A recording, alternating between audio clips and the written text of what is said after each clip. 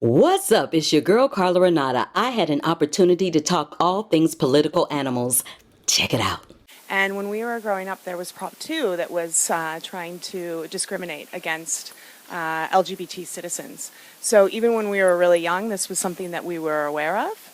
And then when we began to meet the women here in California, as we had aged, as we became filmmakers, we realized that there were many women who had contributed to the LGBT struggle that hadn't gotten any recognition. Just like in mainstream society, the women's histories have not been highlighted at all. So we really felt that it was time to give some women who had made major contributions to guaranteeing our civil rights. Well, I was talking to Tracy, and she told me I should wait to ask you this question.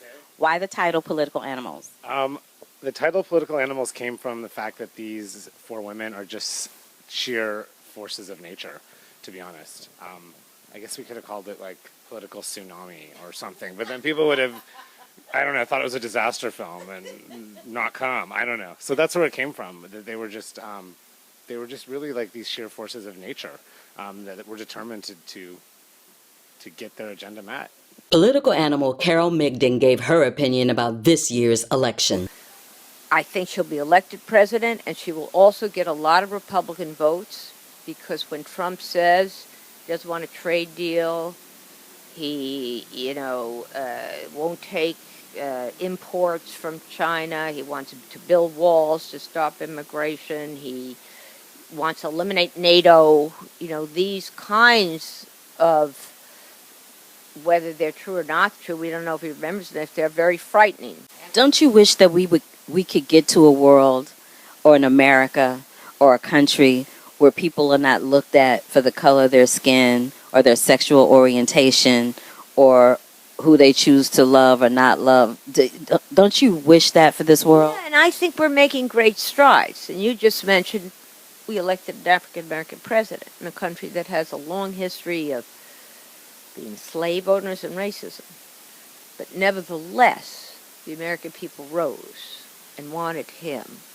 And Hillary, I think there is sexism among some of the male opponents, but in the main, she is so smart and well-versed, you don't think you're just electing an affirmative action thing.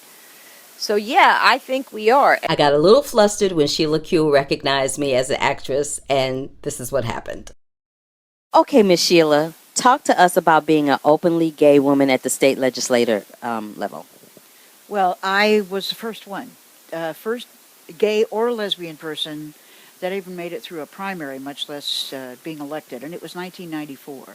So it was a very strange time, although very hopeful as well.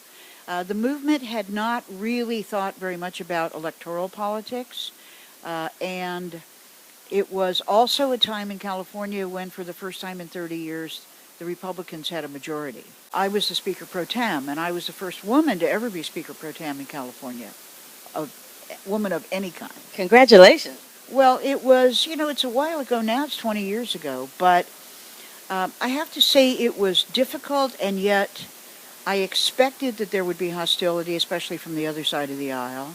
But what I didn't expect was how much support I got from my colleagues, how they really showed up for me. The first day I walked in, for instance, to the Democratic caucus, 5 or 6 of them came over to me, Antonio Villaraigosa and John Vasconcellos and John Burton and a couple of others, and said, we don't want you to have to eat lunch by yourself, so we're the honorary gay and lesbian caucus. That is hilarious. What is the one thing that you would want to tell people that have not seen the film, that may not see the film, depending on, what happens at the festival and whatnot? What is the one thing you would want to tell them to get them to watch this film and to be aware? I think it's a really important and not well-known part of history. People don't know how the law is made, that it's in these bodies, like the Assembly, like the Senate, like the Congress, that their lives are affected. And I think it's important to see the film, to see how these 4 women went about their work in ways that guaranteed liberty and equality for LGBT people all over the state of California. And it's not that we want to be praised, it's that we want you to know it takes work, it takes people standing up for them, And that, in a way, I have to say it's a kind of heroism. And I think, if I may, I think it might be inspirational. Good. Thank you so much for sitting down and taking the time to talk to me and for recognizing me. Oh my God, I'm still flustered about it. Thank you so much. Y'all know me. Can't talk politics without a selfie. Not everybody's going to go in the same way, but do something. If you recognize injustice, do something against it. Do something to fight it. And start small. Get yourself a little more comfortable in being an advocate for justice over injustice, but do something. Don't do nothing. It's doing nothing that makes it very hard to make change. For more information about the Jury and Audience Award Best Documentary from the LA Film Festival, please log on to www.politicalanimals.com. This is Carla Renata for UBNradio.com, NPR, and Carla Renata's Corner. Love, peace, and hair grease.